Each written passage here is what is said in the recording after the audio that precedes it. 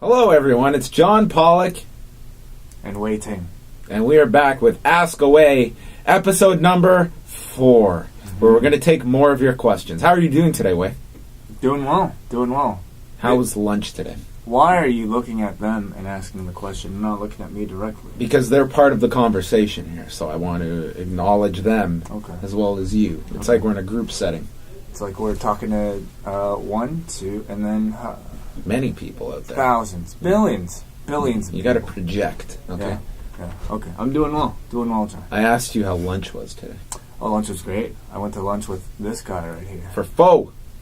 It's pronounced pho, actually. What? Yeah, pho. I've never heard it. Vietnamese. Pho. Pho. The Y's are an O. It's an O with an accent. There's no accent. I don't speak Vietnamese. I just know it's pho. Pho. It was pho. No, it's pho. In fact, the reason I know this is because I watched an episode of Pimp My Ride, and it was a Vietnamese girl who had her ride pimped, and her shirt read, "What the pho?" spelled P-H-O with a little accent. Pimp My Ride. What a great lesson tool it is for the English language. Okay, let's dive into questions.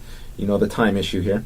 Chad Rivera. A lot of people say that today's announced team in the WWE is the worst commentary team of all time. My personal pick for worst announced team is the team of Tony Schiavone, Mark Madden, Scott Hudson from the 2000-2001 WCW. What are your thoughts on this, and what is your personal choice for worst wrestling announced team? Oh, there's so many combinations. My thoughts on bad announced teams, it usually happens when people just, I guess they don't really care. And I don't know. It's hard to say. I mean, I rarely think about my worst. It's usually my favorites. What are yours? Yeah, certainly Schiavone and Madden were definitely tough to take towards the end. I, at the time, did not mind Madden so much. I think going back and watching it in hindsight, it was very much a lot of insider commentary, which I wasn't a big fan of, or at least I'm not now. Schiavone at one time was a very good announcer. I always enjoyed Scott Hudson. I always thought he was a very, very talented guy, and unfortunately was saddled with a pretty lackluster product when he was finally given his chance outside of, he was doing Saturday Night for so long. The current commentary is pretty dreadful right now in wrestling. I wouldn't say it's the worst, though. I wouldn't say, it's not great. Yeah, I think guys like some of those undercard guys, I didn't think Todd Grisham was any good. I think if you put him on Raw, I don't think he'd be as good as what you get today. There's no Art Donovans right now, unfortunately. Unfortunately, because that'd be a reason to tune in. I'm going to pass on this next question. I'm just going to ask you. Jeffrey Farrell, did you ever backyard wrestle? No, I did not. Did you ever backyard book? Yes, I did. Yes, I was also the commentator. And what was your name? Your commentator? I didn't have a gimmick. I was just the SMC commentator. SMC? The SMC commentator. And tapes of this exist? Tapes of this exist, just like tapes of Jaws, from what I understand. And from what I understand, they've been found recently. They do exist. They do exist. So demand it, and if there's demand, we will one day see Jaws. Henry Thompson II. Where do the two of you see yourselves in the next 5 to 10 years?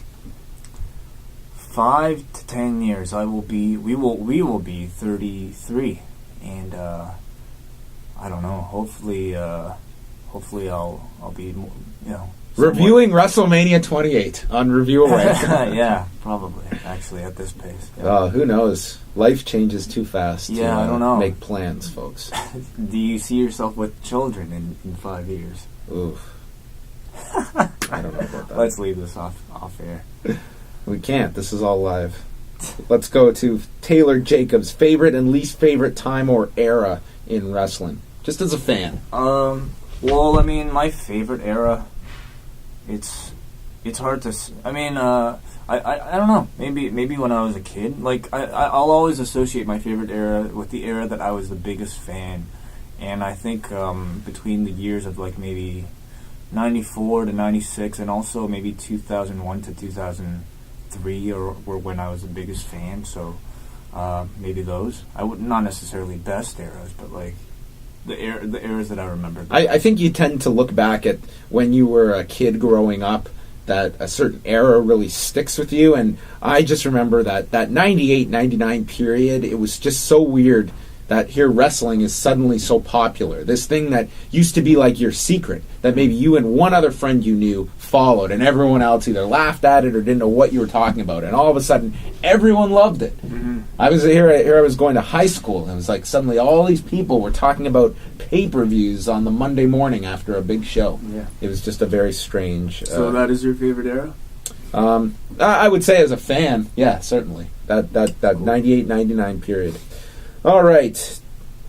Let's move on. What's your favorite alcoholic drink? From Zudi. What's your favorite alcoholic drink?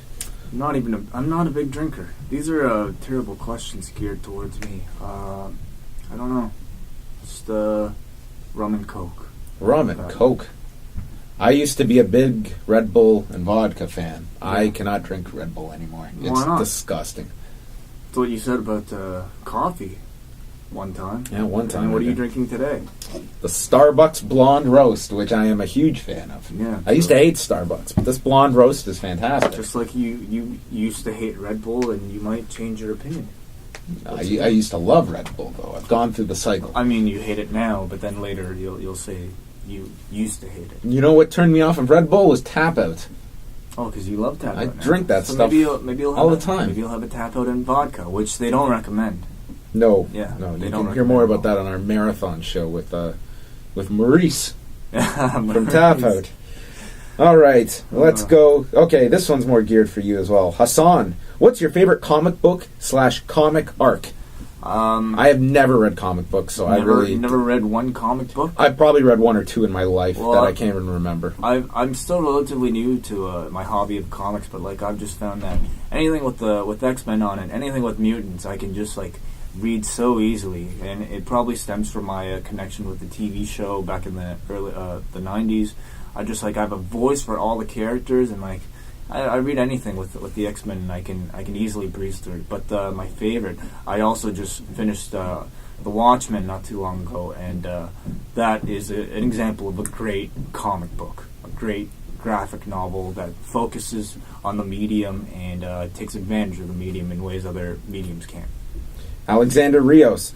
Historical comparison of sorts, not so much financially, but creatively. Is WWE on the verge of completely ranking as they did in 1995? How much longer can WWE truly survive with Raw at 3.0, SmackDown doing 2.0s, and pay-per-view buys that aren't WrestleMania, bordering on all-time lows? How can they survive?